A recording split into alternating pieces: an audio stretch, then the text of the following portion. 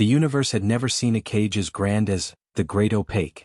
The invaders, a collective of solar parasites known as the Shell Keepers, didn't just conquer planets, they kidnapped stars. They arrived in the Cygnus sector and began the construction of a Dyson Sphere, a solid shell of exotic matter, 300 million kilometers in diameter, completely enclosing a G-type star. Within a year the star vanished from our sky. The solar system went dark. The Shell Keepers sat inside their perfect, sun-drenched fortress, harvested every single photon of energy, and ignored the galaxy. They believed they were gods in a private heaven. They thought that because their shell was 10,000 kilometers thick and reinforced with dark matter anchors, it was the ultimate no trespassing sign. They assumed that a planetary species like humanity could never even scratch the surface of a megastructure. They were wrong. They forgot that humanity doesn't see a wall as a dead end. We see it as a challenge for a bigger drill. They assumed that because we lived in the cold of space, we feared the fire of the sun. They were catastrophically wrong. They forgot that the history of humanity is the history of the sapper, the soldier who tunnels beneath the castle to blow the foundation. If the Shell Keepers wanted to keep the sun for themselves, we decided to give them more of it than they could handle. We created the Star-Venter Initiative, and we birthed the 7th Combat Engineering Corps, the Sphere-Sappers. We don't use standard boarding craft. You can't board a Dyson Sphere, there are no airlocks for enemies. Instead, we use solar borers, industrial-scale, hyperdense drilling rigs designed for tectonic-level penetration. We don't fly to the sphere, we slam into it. Our rigs are launched from high-velocity carriers, hitting the exterior crust at Mach 50. Once the nose cone embeds, the drilling begins. We don't carry missiles. Our primary weapon is a 6-meter-wide, overclocked plasma fusion drill bit. We are the only soldiers in history who fight a war by digging. We are the Sphere-Sappers and we are about to pop the ultimate blister. I am Colonel Silas Breaker Stone.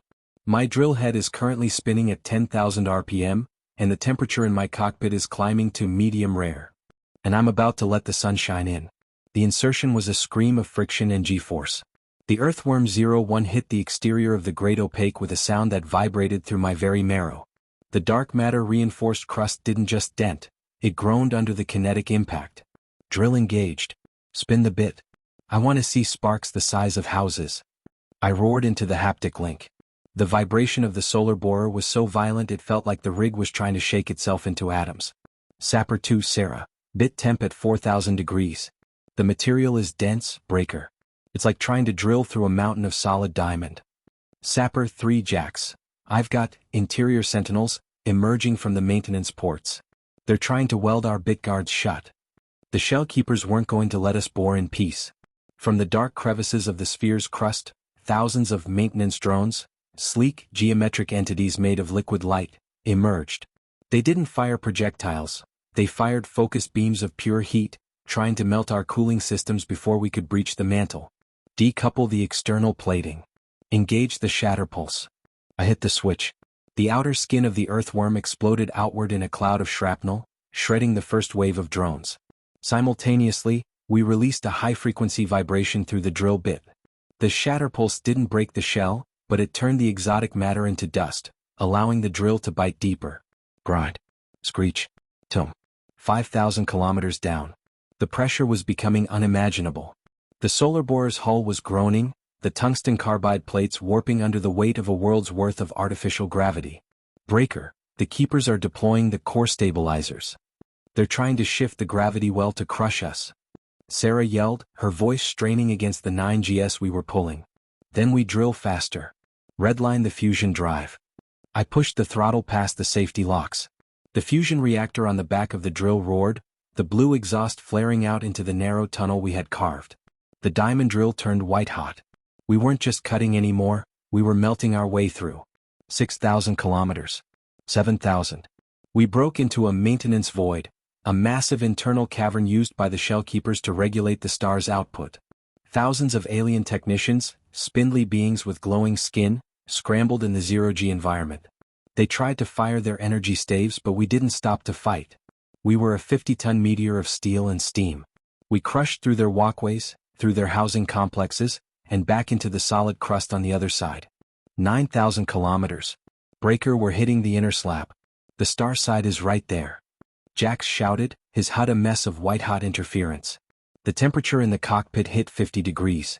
The liquid coolant in my Nova plate armor was boiling, the steam venting from my shoulders in high-pressure hisses. Through the forward cameras I saw it, the final layer. It wasn't dark anymore. The material was glowing with a dull red heat, absorbing the fury of the trapped star just a few kilometers away. This is it. The sun tap is live. All hands anchor the rig. We fired our thermal harpoons.